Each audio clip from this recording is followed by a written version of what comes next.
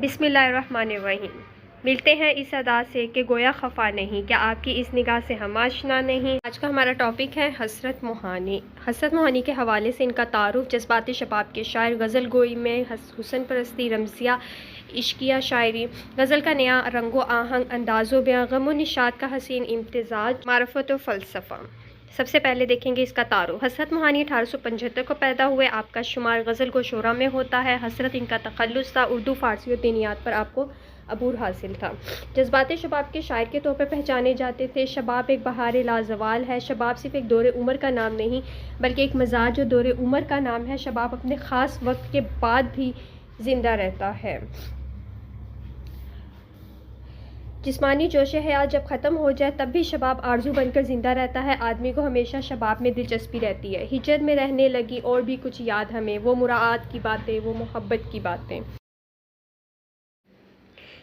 تصور محبوب غزل گوئی میں حسن پرستی۔ ان کی شاعری میں حسن پرستی کو ایک بنیادی حیثیت حاصل ہے۔ حسن پرستی کا احساس ان کی شاعری میں نمایاں ہے۔ انہوں نے خارجی حسن کو اپنی شاعری کی زینت بنایا ہے اور احساس کی شدت پائی جاتی ہے۔ غالب کی طرح حسن کے خیالی پیکر کو تراشتے نہیں بلکہ ان کی شاعری کی زینت ان کے تصور حسن میں تنوع ہے۔ یہ بھی اداب محبت نے گوارا نہ کیا، ان کی تصویر بھی آنکھوں سے لگائی نہ گئی۔ منفرد انداز و بیاں۔ منفرد انداز و بیاں ان کی شاعری کا اہم حصہ تھا۔ ان کی شاعری کو ایک نیا اسلوب دیا۔ اس نے دیکھا تھا کس نظر سے مجھے، دل میں گویا سما گئی آنکھیں۔ رمزیہ عشقیہ شاعری۔ عشق کی رسم کو انہوں نے پاکیزہ رکھا ہے۔ جسمانی آلودگی سے پاک تھی، رسوائی سے دور رہنے کی تلقین کی۔ دیکھنا بھی تو نہیں، دور سے دیکھا کرنا، شیوہ عشق نہیں، حسن کو رسوا کرنا۔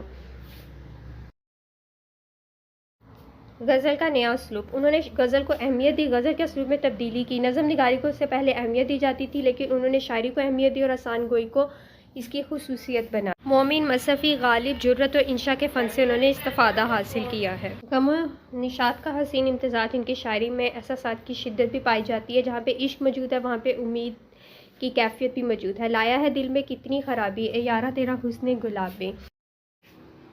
معرفت فلسفہ ان کی شاعری کی اہم خصوصیت تھی۔ فلسفے کی چاشنی ان کی شاعری میں ملتی ہے۔ ملتے ہیں اس ادا سے کہ گویا خفا نہیں، کیا آپ کی نگاہ سے ہم آشنا نہیں۔ آپ سب کی سماعتوں کا شکریہ۔